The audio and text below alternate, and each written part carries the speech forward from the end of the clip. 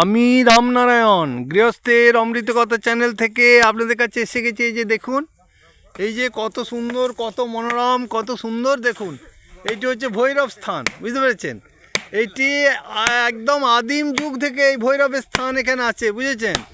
আর তখন আজ থেকে প্রায় 500 বছর আগে গভীর জঙ্গল ছিল।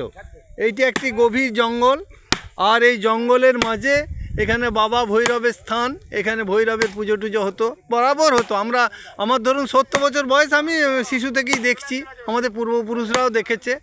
আর একটি অবাক বা আশ্চর্যজনক একটি বৃক্ষ আপনাদেরকে দেখাচ্ছি, গাছ।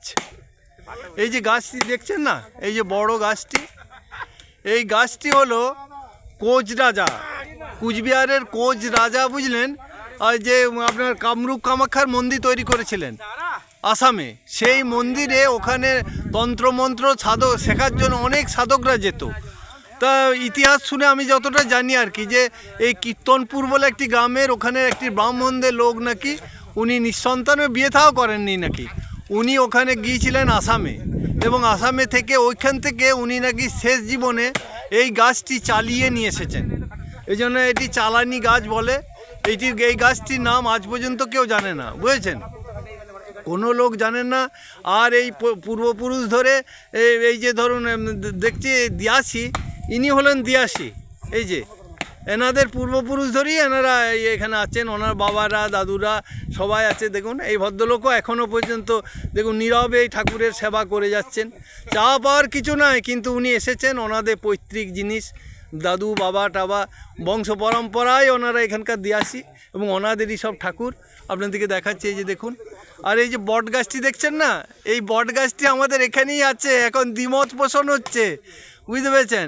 এই যে এইখানকার যে ছেলেগুলি আছে, এই যে দেখুন, এখন এ বলছে আমি বসিয়েছি, ও বলছে আমি বসিয়েছি, এখন কে বসিয়েছে তা জানি না, বুঝতে পেরেছেন? কিন্তু পরেশ বাগদি, এই যে দেখুন, আমি ভালো করে দেখিয়ে দিচ্ছি, এই ছেলেটির নাম হচ্ছে পরেশ বাগদি।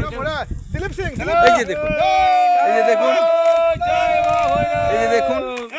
আচ্ছা, আজকে একেনের দিনে এখানে প্রতি বছর একটা অনুষ্ঠান হয়, বুঝতে পেরেছেন? প্রায় 1,500 লোক খায় এই অনুষ্ঠানে, 1,500 লোক খায়। এই যে ছেলেরা দেখছেন সব কাঠ, এই যে আপনাদেরকে সব দেখাচ্ছি। এই যে দেখুন দিয়াসি বাবা এই যে এখানে বসে পড়েছেন, ইনি এই যে সব ঠাকুরের পুজো। এই যে দেখালাম আগেই আপনাকে দিয়াসি বাবাকে, উনি এই ঠাকুরের সেবা করে যান।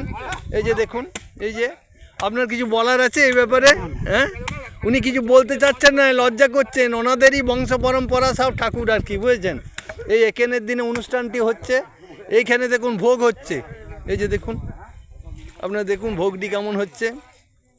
এই যে দেখুন, একদম ইয়ং অ্যান্ড জেন্টেলম্যান। এই যে আবার নাতিরা আবার লেগে পড়েছে, বুঝতে পেরেছেন? কত সুন্দর দেখুন, ঠাকুরের ভোগ হচ্ছে। এই যে দেখুন, আর আপনাদের ওখানে সবজি টবজি সব দেখাচ্ছি। একদম এখানে মোটর আছে, বুঝছেন? বিদ্যুৎ চালিত মোটর, জলের সব ব্যবস্থা আছে। এই সব ড্রামে দেখুন, এই যে আপনাদেরকে দেখাচ্ছি। এইটা আমার নাতি, এইটা আমার বড় নাতি, ভালো করে দেখে নেবেন। এইটা আমার বড় নাতি। এই যে কী সুন্দরভাবে দেখুন, নরনারায়ণের সেবার জন্য খিচুড়ি রেঁধেই চলেছে, বুঝতে পেরেছেন?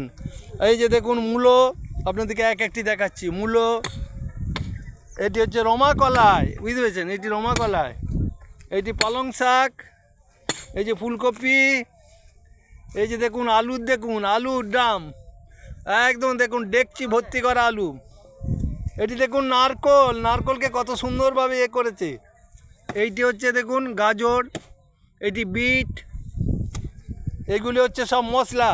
এই যে দেখুন মশলা, এখানে আছে গুড়, এগুলি হচ্ছে মশলা বাটা। দেখুন এই যে কত সুন্দর, দেখুন এখানে জলের সব ব্যবস্থা আছে, কড়াই চেপে গেছে, খাওয়া দাওয়া চলবে। এই দেখুন সব বাঁধাকপি, প্রায় 1,500 লোক খাবে, মানে যাতা ব্যাপার না। এই যে দেখুন টমেটো, বুঝতে পেরেছেন? এই যে হচ্ছে চাল, পাতা, সব বস্তা বস্তা পাতা এসে গেছে, 1,500 লোক খাবে, বুঝতে পেরেছেন? 1,500 লোক, একটা দুটো লোকের ব্যাপার নয়। আর এইটি হচ্ছে হেড কুক, মানে এই ভাই নরনারায়ণের সেবার মূল আদি। এই যে দেখুন, ভালো করে দেখে রাখুন। হ্যাঁ, ভাই আমার ভালো রান্না করে। যদি আপনাদের কোনো অনুষ্ঠানের প্রয়োজন হয় ভাইয়ের কাছকে চলে যাবেন, কোনো ব্যাপার নেই যে ভাইয়ের মুখটি দেখে রাখুন, চিনে রাখুন, কোনো ব্যাপার নাই। আপনাদেরকে এই ভিডিও সুন্দরভাবে দেখালাম। আপনাদের যদি ভালো লাগে অবশ্যই একটা লাইক করবেন, আর আপনারা সব ভালো থাকবেন। আজকে আপনাদের শুভ একেনের নমস্কার জানাই। একেনের দিন প্রতিটা বাড়িতেই মাংস হচ্ছে নিশ্চয়, তবে আমাদের সব এখানে আজ খিচুড়ি হবে। এই বলে আমার ভিডিও রাখলাম। নমস্কার।